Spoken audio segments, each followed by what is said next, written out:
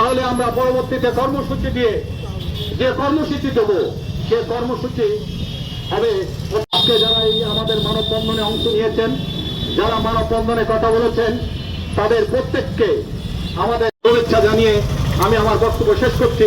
সবাই ভালো থাকুন, আবার দেখা হবে যে কোনো লড়াই সংগ্রামে।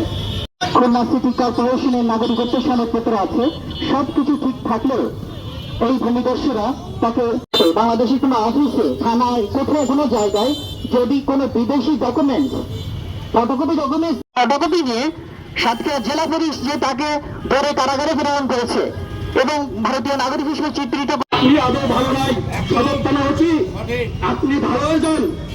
আপনি কত টাকা নিয়েছেন এই টলটা মামলা করতে? প্রতিনিধি মমতাজ আহমেদ বাকি রয়েছে।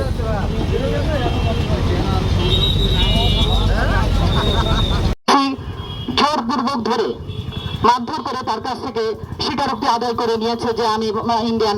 জনাব তারেক রহমানের কাছে দৃষ্টি আকর্ষণ করব যে এই ঘটনার সুষ্ঠু তদন্ত বিচার আমি দাবি।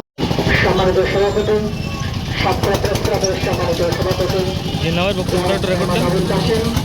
সম্পাদক আসাদুজ্জামান সহ সাংবাদিক নেতৃবৃন্দ, সাংবাদিককে শুভেচ্ছা জানাচ্ছি। আপনারা জানেন গত 30 মার্চ আমি সরকার সদস্য সেখানে পালাল মাহবুবুল্লাহ নেতৃত্বে চোরাচালানি, সন্ত্রাসী, সেনাবাদ, ভূমিদস্যু কোন দলেরই লোক নয়। সকলের দৃষ্টি আকর্ষণ করছি, এই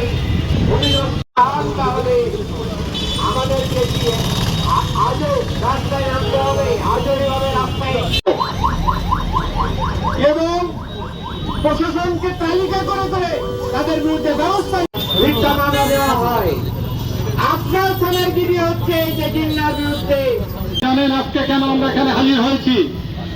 এই হাজির হয়েছি এই কারণে যে আমাদের ছোট ভাই জিন্নার উপরে সাতক্ষীরা রেস্ট্রি অফিসে তাকে আটকে রেখে তার উপরে হামলা চালানো হয়েছে, তার উপরে নির্যাতন চালানো হয়েছে।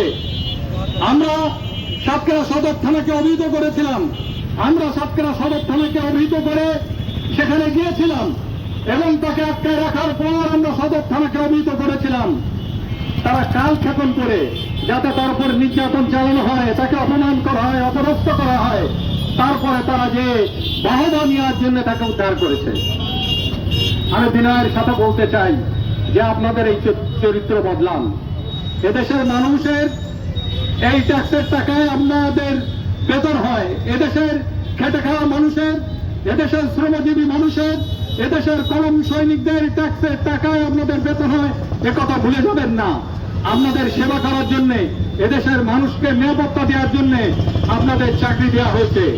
যদি মনে করেন রাজনীতি করবেন, যদি মনে করেন দস্যুতা করবেন, চাকরি ছেড়ে দিয়ে পোশাক খুলে আপনি আপনার আসল যে চরিত্র, আসল যে রূপ, সেই জায়গায় চলে যান, আমাদের বলার কিছু থাকবে না।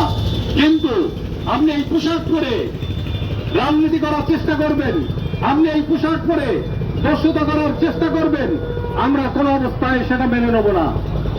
আমি সাতক্ষীরা রেস্ট অফিসের রেজিস্ট্রার এবং সাব রেজিস্ট্রারের দৃষ্টি আকর্ষণ করে বলছি, সাব রেজিস্ট্রার সাহেব, আপনার সামনে তাকে আটকে রেখে মারপিট করা হয়েছে।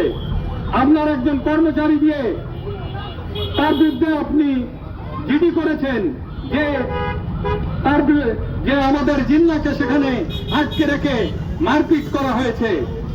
তারপরে কিভাবে কাউন্টার মামলা হয় এটা আমি জানতে চাই।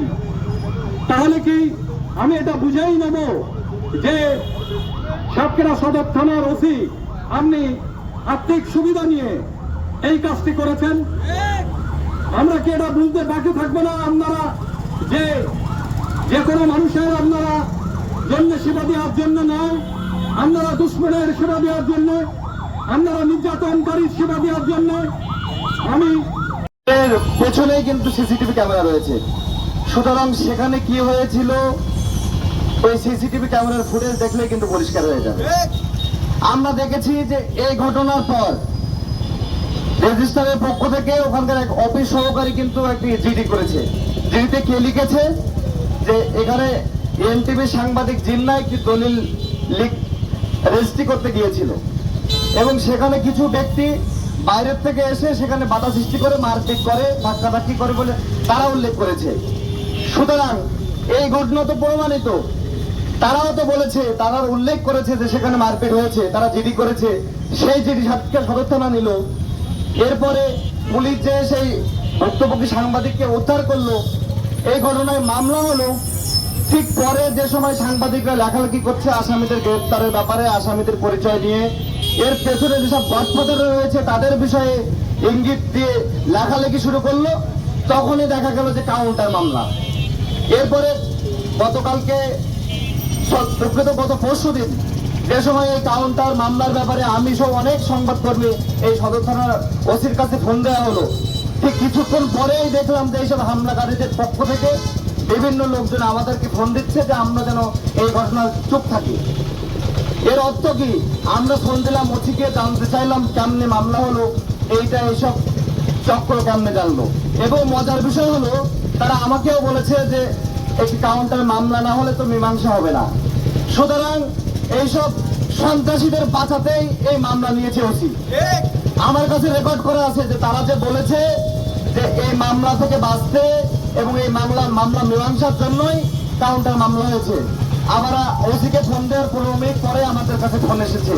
সুতরাং এই মামলা যে তাদেরকে বাঁচাতেই মামলা, এটা কিন্তু পরিষ্কার। আমরা সমস্ত কাজ কাম বাদ রেখে প্রতি মাসে মাসে আদালতে হাঁটছি। প্রত্যেকটা সময় আমরা এই মামলার টেনশনটা কেন রাখবো? পুলিশ বলছে যে আপনারা যে অপরাধী না হন, পুলিশের এই যে চালাকি, এই চালাকি এবং মামলার বাণিজ্য করার যে তাদের তৎপরতা, এটা বাংলাদেশে, নতুন বাংলাদেশে চলবে না। বাংলাদেশের মানুষের পক্ষ থেকে আমি স্পষ্ট জানিয়ে দিতে চাই, মামলা বাণিজ্য চলবে না বাংলাদেশে।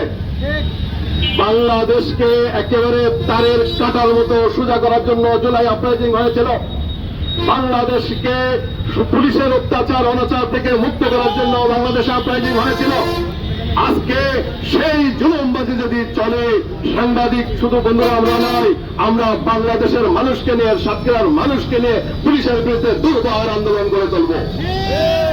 আমার সর্বশেষ পরিষ্কার বক্তব্য, যে কাউন্টার মামলার নামে পুলিশ বাণিজ্যের প্রত্যাশায় যে কাউন্টার মামলাটা নিয়েছে, এবং আরো একটি দুঃখজনক বিষয় হচ্ছে আমাদের মেহেদি সুজয় বন্ধুরা, আবার ওই দিনকে সুজয় ইসলাম সাব রেজিস্ট্রি অফিসের আশেপাশে ছিল কিনা সন্দেহ আছে, 5 কিলোমিটারের মধ্যে ছিল কিনা আমার সন্দেহ আছে, ছিল না। সেই স্পষ্ট করে বলেছে যে ওই দিনকে সে সাতক্ষীরায় ছিল না, পরে আসতে দুপুরের দিকে আসবে।